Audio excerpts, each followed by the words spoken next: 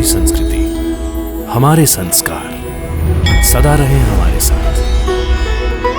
भारत की पुरातन गाथाएं और महान संतों की वाणी। सब्सक्राइब करें तिलक कथाएं। आपने ठीक सुना कि मेरी आवाज में एक वेदना, एक पीड़ा के स्वर थे। ये भी सत्य है कि मैं आपसे कुछ मांगने के लिए आया हूँ, परंतु अपने लिए नहीं। फिर किसके लिए मांगने आए हो? पृथ्वी लोक के वासियों की, मृत्यु लोक के जीवों की। क्यों? पृथ्वी लोक के वासियों की क्या समस्या है?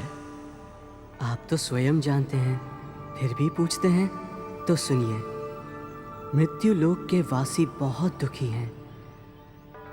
वहाँ के वासी पाप, अधर्म और क्रूरता के एक महासागर की भयंकर लहरों में गोते खा रहे हैं। सारे मृत्यु लोक में त्राही त्राही मची है प्रभु। तो तुम मृत्यु लोक देख कर आए हो? हाँ प्रभु, मैंने जब से पृथ्वी लोक छोड़ा है तब से अब तक केवल आपके दिव्य लोकों में घूम घूम कर अब आपकी स्तुति गान करता हूँ, जहाँ भक्ति की शीतल धाराएं बहती हैं।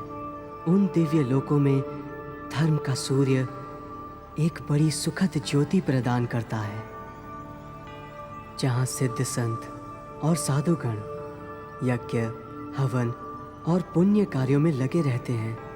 जाने क्यों अचानक मेरे मन में आया, चलो पृथ्वी लोक का भी एक चक्कर लगा लूं। परंतु वहां जाकर प्रभु और वहां की हालत देखकर मन अत्यंत दुखी हुआ।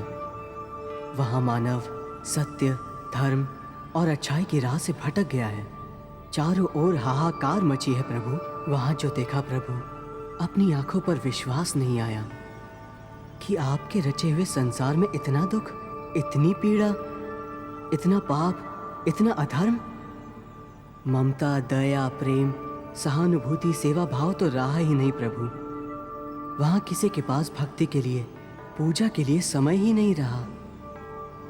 माता पिता बूढ़े हो जाएं तो उन्हें अपने घर से निकालकर किसी अनाथालय में भेज देते हैं प्रभु। सबके दिलों में एक दूसरे के लिए प्यार के स्थान पर घृणा है। आपका मानव भटक गया है प्रभु। उनको रास्ता दिखा दो प्रभु। उनका उद्धार करने वाला कोई नहीं रहा। मानव जाति को इस पाप के दलदल से निकालने के लिए अब आपके अवतार लेने का समय आ गया है प्रभु। आपको तो इसी क्षण वहां जाकर दुखियों का दुख दूर कर लेना चाहिए भगवान। मैं यही प्रार्थना करने आया था। परंतु जो प्राणी अपने ही दुष्कर्मों और पापों के कारण दुखी हो रहे हैं, उनकी मैं क्या सहायता कर सकता हूं? ये सब उनके अपने कर्मों का फल है, जो उन्हें भोगना ही पड़ेगा। परंतु भगवान, एक साथ सब लोग ऐसे दुष्कर्मी क्यों हो गए हैं? जब मैं धरती पर था तब तो ऐसा वातावरण नहीं था। जब तुम वहां थे तब वहां सतयुग था वत्स, परंतु अब वहां कलयुग आ गया है। इतनी जल्दी? नहीं। तुम सतयुग में अपनी मानव देह छोड़कर जब आए, तब से तुम केवल दिव्य लोक में ही भ्रमण कर रहे हो। इतनी देर में धरती पर सतयुग, द्वापर और त्रेता युग भी गुजर गए हैं। अब कलयुग का समय है।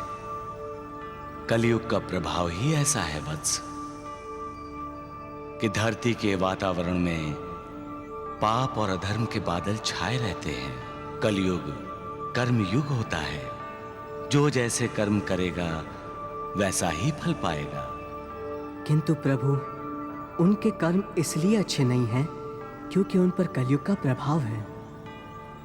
वातावरण में ही जब धर्म और भक्ति नहीं रहे तो उनका क्या दोष? उनके आचार विचार तो वैसे ही होंगे जैसा वातावरण होगा।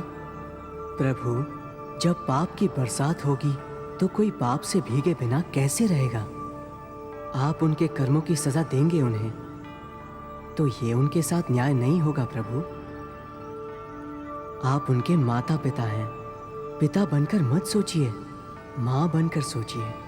बच्चा अच्छा करे अथवा बुरा, माँ उसे कभी सजा नहीं देती, सदा करुणा देती है। आप भी करुणा दिखाइए प्रभु।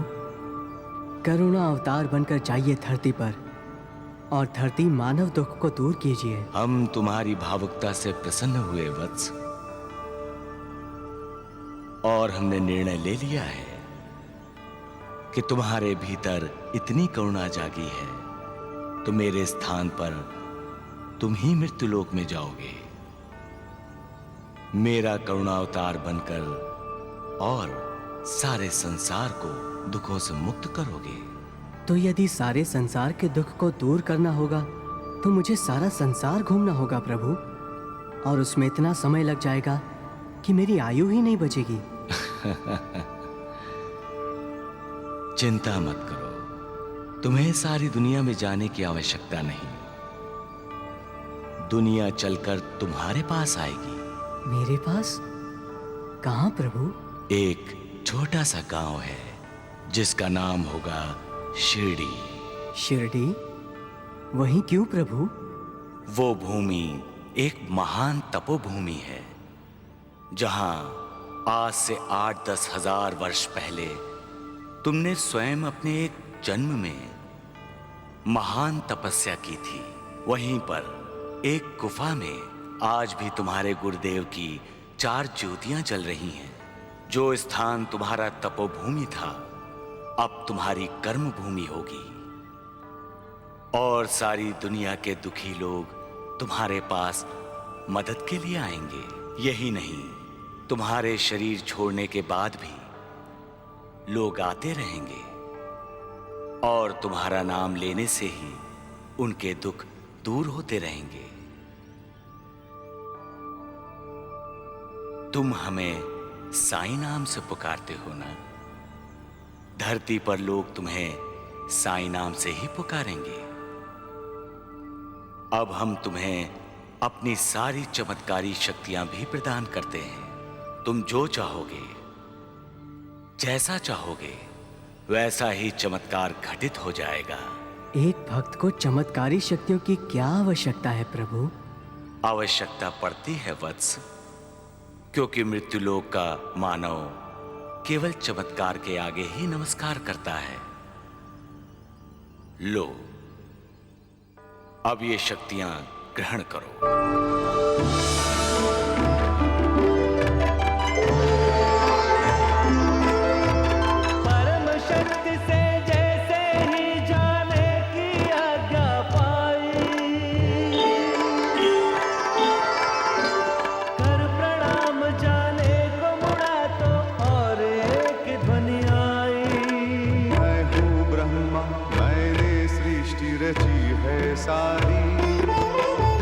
मातृभाव से सींची मैंने ये फुलवारी।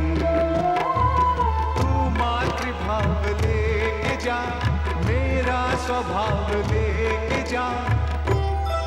ये मेरा वरदान है तुझको, तुझ में सब देखेंगे मुझको।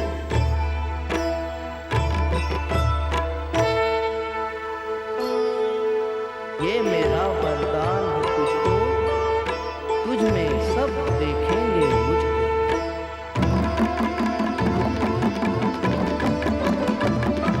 ये मेरा वरदान है तुझको, तुझ में सब देखेंगे मुझको।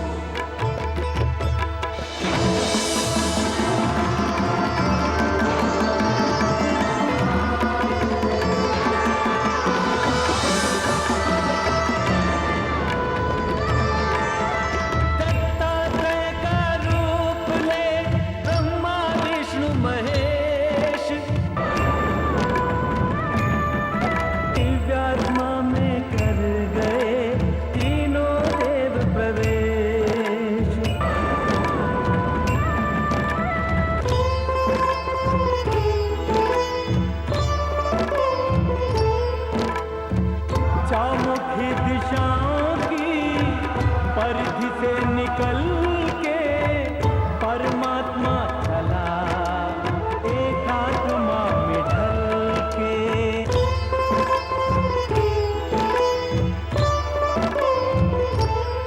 जिस जिस लोक से होकर जाए देव यक्ष गंधर्वों का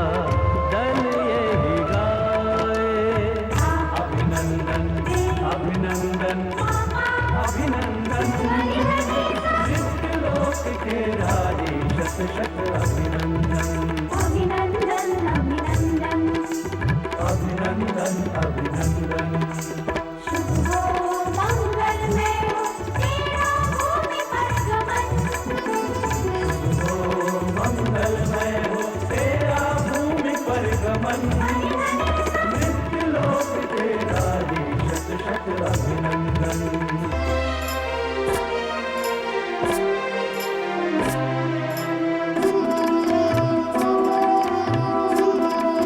ये कौन आसमान से जमीन की ओर आ रहा करोड़ों सूर्य का प्रकाश लेके जगमगा रहा ये कौन देव रूप है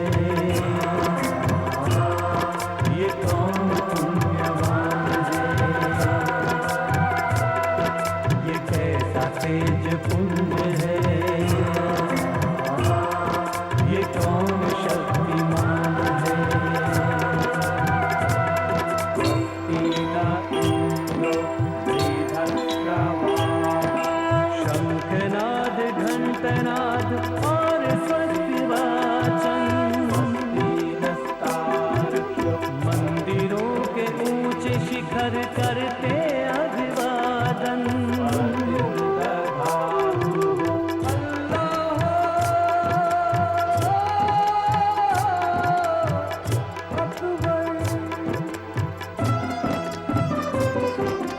करे खैर मकदम मस्जिद की मीनारे रागी गुरुवाणी गुरुद्वारों में उचारे